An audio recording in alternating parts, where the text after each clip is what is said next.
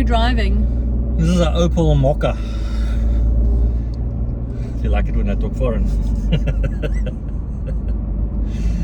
Opel Mokka. So Opel has been had a tough time of things. It's been owned by various different manufacturers and different motoring companies, and now it's in the safe hands of Stellantis. So Stellantis owns numerous, so Citroen, Peugeot, Alfa Romeo, etc. And then so the Mokka is based on a Peugeot 2008, but what I love about it is that they've given the Mokka its own personality. So I think it looks fantastic. It's kind of concept car looking. I think they call it a helmet design or something. So it's got a cool long bonnet. I love the fact that you can see there's a bonnet crease down the center, so you can see that. So I think it's a fantastic looking package. Great. So and also it's great. I think South Africa needs a strong Opel brand. And you turns heads. People look at it because it looks different. No, it's cool. But good. Yeah. So what are the pros? Well, apart from the fact that it looks good, it's very well spec'd as standard. But also, because of its Peugeot underpinnings, it's a really good car. So Peugeot is pretty underrated in our market. But so it's got a 1.2 litre 3-cylinder motor, which is really good. Yeah. So we just got out of the Targo with a 1 litre 3-cylinder motor and its DSG gearbox. Bit sluggish. Yeah, this has got more power. It's a bit more responsive. It's got a automatic gearbox, which is really good. So that's nice. I think it feels well put together. Feels playful. That's what I like about it. I think it's fun. It's fun loving. Yeah. Yeah. So I think those are the pros. Cons.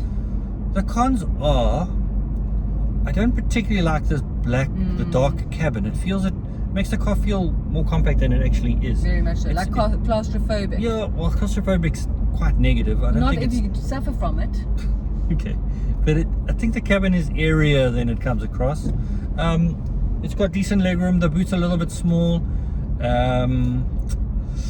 What else? Maybe a dealer network won't be as large as something like Volkswagen. Yeah, that's pretty much the only cons. It's a little bit expensive, but we'll get to that. Yeah. What are the competitors? Well, one of the main competitors for me is a Targo, VW Targo, and then the Hyundai Kona. But okay, to the pricing. So you get an entry level one of these, and then this is the GS line, so the top spec one. So this is 527,000 Rand, which is a lot of money, but it does come with a lot of spec, including leather seats, which you can't get in your Targo.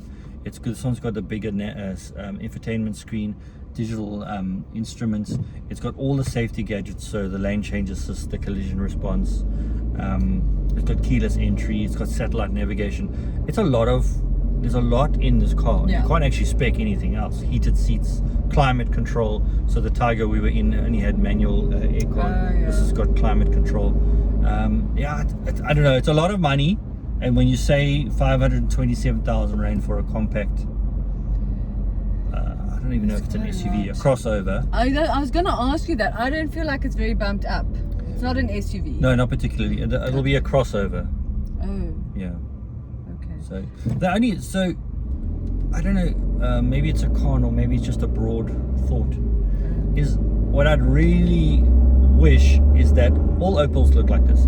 So I wish the Corsa had this design language, and I wish the Crossland and the Grandland and everything else that they're bringing in right now looked as cool as this. Whereas now the Mokka is quite standalone in terms of where it places. So again, another thought.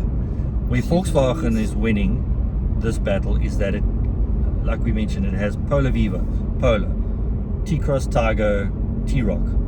Whereas Opel has a Corsa, which doesn't particularly look like this, and then they've got the Mokka, and then they've got Crossland. And there's a bit of disjointedness through that. They don't quite tick all the boxes or appeal to everybody. Woo! Fuel consumption. I have no idea. I think it should be around just above 6 liters per 100, between 6 and 7 liters per 100. Does it not tell you on your dash? It does, but it's I can't figure You're it out. hiding it from I'm me. trying to drive. But no, again, it's a 3-cylinder 3-cylinder motor.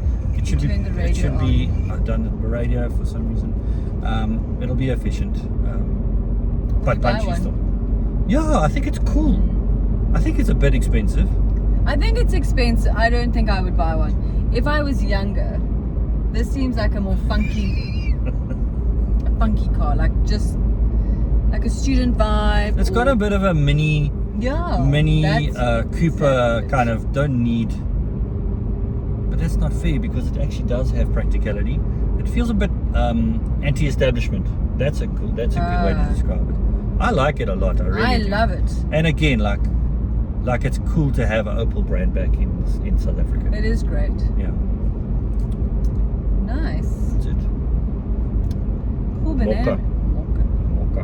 I feel like coffee now. Or a mochaccino, huh?